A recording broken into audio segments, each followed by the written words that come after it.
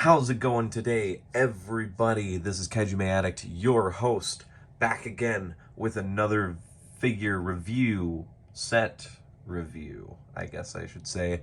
This is the actually kind of iconic Bandai 2000/2001 Godzilla vs. Megagurius Blister pack. Yes, this highly sought after pack, and actually it's been increasingly getting more and more harder to get, mainly because it's really expensive to ship things, and the box for this, the pack, the card pack for it is, I think I saw it was 34 by like 36. It's gigantic. It's pretty much a movie poster almost.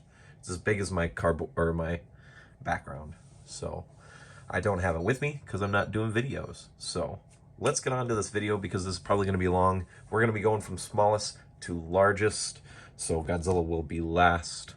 Well, I might skip it. I might do Godzilla before Megagurius. We'll set her off to the side. So we got the three minifigures. We got the Griffin, the dimensional black hole ship that controls the satellite that shoots the black hole. Really nice for being small. Super detailed. Look at that. Like, still for a set that's, you know, pretty much 10 years old, 20 years old, excuse me. Holy cow, I can't count. 20 years old. It looks awesome. Paint job looks good. Actually, mine, you can see it there. Yeah, you can see it's actually mispainted. Yep, because it bleeds into the mold lines. Interesting. It's not a big deal. It's a small thing. But otherwise, the blue looks good besides the obvious, you know, little scratches from having it be moved around a lot, you know. Sometimes when I move and, like, I'm moving the set, sometimes I put it back in the blister, sometimes I don't. So I think this is more from one of the times when I didn't. So it's a nice set. There's going to be no size comparisons in this video. It's only going to be compared with what's in the set because this video is probably going to be a little longer.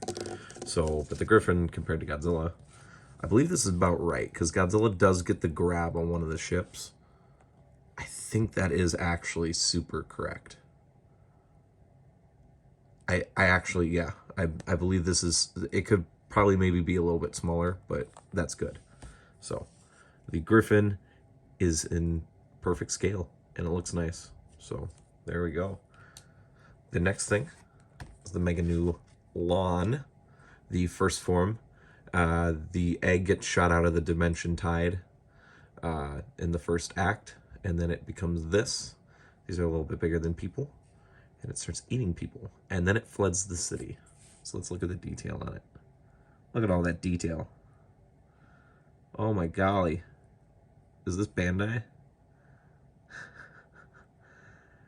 Looks awesome. The eyes are incredible on this little thing.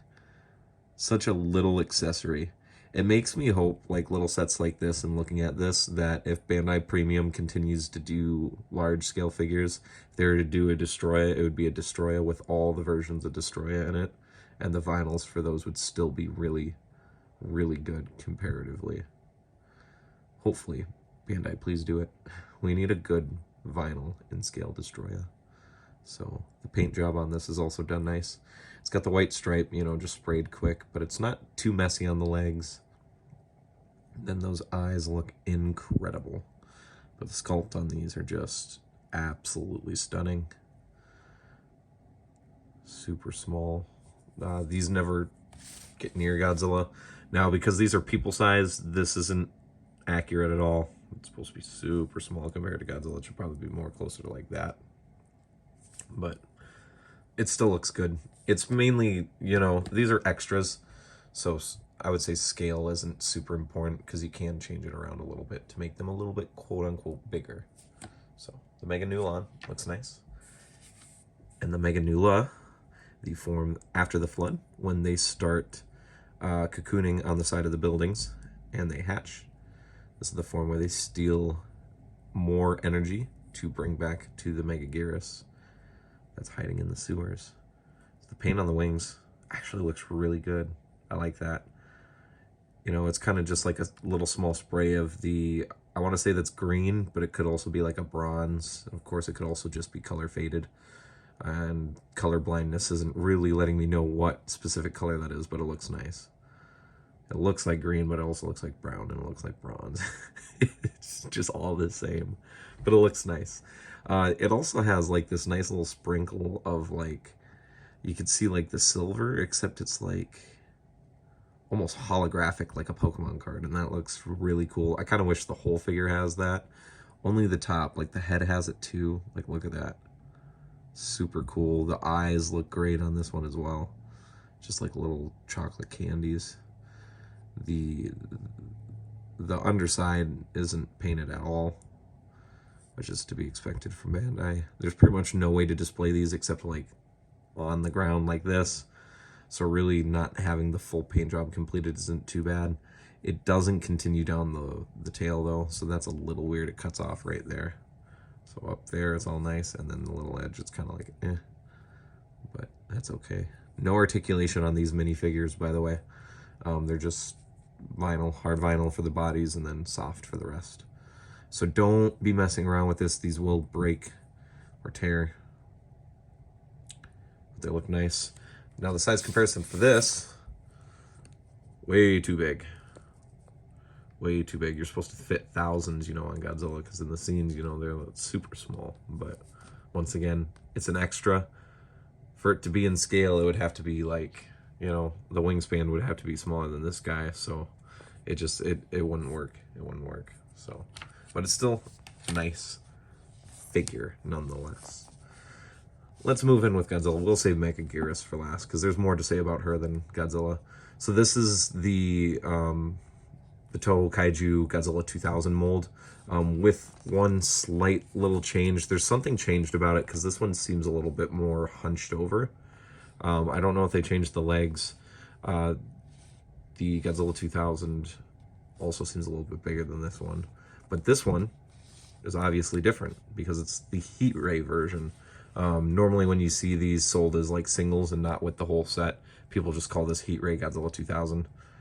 It looks nice. The translucent, the oranges, really pops in the light. Really, really nice, actually. He's also kind of this more like gray color rather than green or black. It works. It doesn't look bad. I think it's kind of nice to have a different paint op for him. Every Godzilla 2000 that we've gotten since the original 99 one has been different looking, and that's good. That's a good thing. So I'm not against it. The paint job does continue down until about a third of the way on the tail, and then it goes back to not being done. So even a premium set back in the day, they didn't finish it, but it's fine. It's fine. Nails are painted on the tops, not the bottoms. The teeth are pretty much a white, and they're for the most part, painted on there. There's a little bit of spray on the top. You can see bleeds on the extra vinyl, but the bottom row looks really good. There's some missing in the front, but that's probably due to me as a kid playing with it. This side looks really good. Look at that, pretty much clear. Oh yeah, he just got a bath. Pretty much when I do a figure review of all of my vinyls, I always give them a little bath beforehand, as you know, you're supposed to. I wash vinyls at least 2 or 3 times a year, and it's about that time for some of these figures. I do them in waves. So let's look at the eyes quick before I move on to the articulation. See, they've got the black pupil, white eye, and what seems to be red or orange. It's coming out. Holy cow, he's really leaking. I thought I dried them off. They were sitting in front of the fan for a little bit, but it seems like there was still a lot of water in there, which isn't good because my white display will get damaged. And technical difficulties. There we go. All right, we're done. We're done messing with it. If he gets the whole set wet, that's fine. I need to get a new set anyways. So the articulation, the thighs, oh my god. The upper arm swivel. So he can give you a hug. He can also kind of be like, you know, pocket, you know. Legs. Can go 360, you gotta move the legs out, but we're not gonna do that because we don't need to. and the tail. I will point out, unlike the Toho Kaiju version, which I will get to in his review eventually, this one is a softer vinyl, where he's a more hard vinyl, and as I'll show, that is kind of a big deal, and I think Bandai did learn from that. All right, so that's pretty much all about the Godzilla in the set. Very nice figure. I'll give all their ratings at the end, and then I'll do the size comparison with him and Megagurius after we're done looking at her. So here's Megagurius. So, there's only 2 Megagurius figures by Bandai. This one and the theater exclusive. It seems like the more and more I look up, it seems like more people actually like and think the theater exclusive version has a more accurate paint job. Which, yeah, this one's really different. It's a lot darker than it should be. There should be more, this should be yellow, brighter yellow, but I still like it. I think it's more of like a nighttime look, but I don't have the theater exclusive, so I can't compare. But that's the only 2 ways to get Megagurius. It's why if you're newer to Bandai collecting and you're wondering why Megagurius is so expensive, it's either the blister set or the theater exclusive. So, you know, that's why she's so expensive. Because to split up the set, you're mainly buying the set for her. So the detail on her is incredible. She is absolutely one of the better looking vinyls. I think she's one of the most underappreciated Bandai vinyls that we have, just sculpt wise. She is immaculate. Look at all of that. And just all the creases and folds and like the horns, the sharp detail. It is hard to clean her. I can still see there's a few spots I missed too in the back. Have to go in and detail clean. But there's just like so much stuff. So much stuff. Wow, that's so lazy. So many like cracks and divots and stuff, man. There's so much. And the tail, individually sculpted horns. This one is supposed to be missing, so don't worry about it. You can tell it's not broken just by the mold. It's weird that it is like that, so I don't know if that's a factory error or if that's actually how she's supposed to be.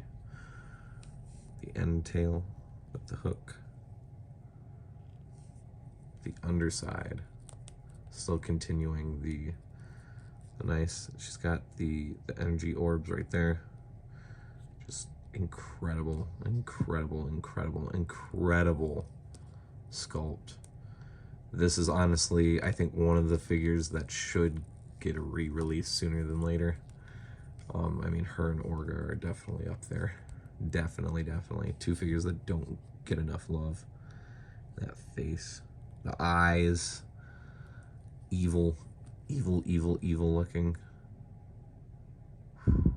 Man. It has been a while since I've actually picked up and fully appreciated this figure. And boy, am I geeking out about it. The red in the mouth. Still a little water in there, so it makes it look a little bit more wet than it is supposed to be, but it does have a good sculpt. Man. Man, man, man, man, man. Kind of geeking out about this right now. She looks nice. All right. The articulation. Well, as you've been seeing me mess with, her front arms, her main arms move around. The head is on a glue seal, but it wouldn't work with how the head is molded, so don't break it. You can kind of see mine has a few little factory errors there where the paint didn't fully, or the paint or the glue didn't get fully encaptured, so you can kind of see where the crease would be. Don't mess with it. Just don't. It's fine where it is. It doesn't need to move. The wings are separate pieces, and you can kind of turn them, but they're ovular shaped, so that it wouldn't really work. Like, you can, you know, you can change them a little bit, but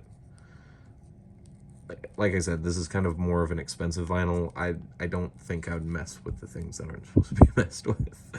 It's not like you can just sit down and buy her for 20 bucks. You know, she's like 80 to 100 on average, and that's just her. That's not the full set.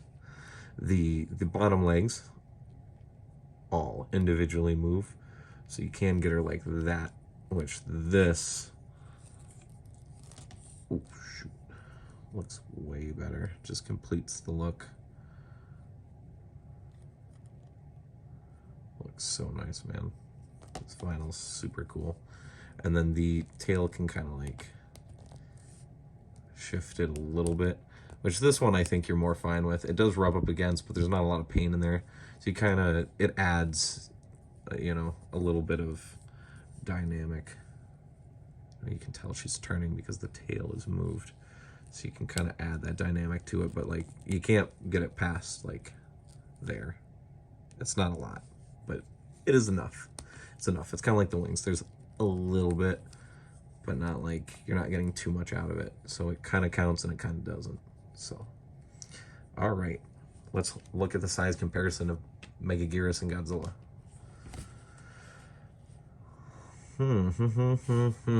Just thinking about the movie, Megagurius is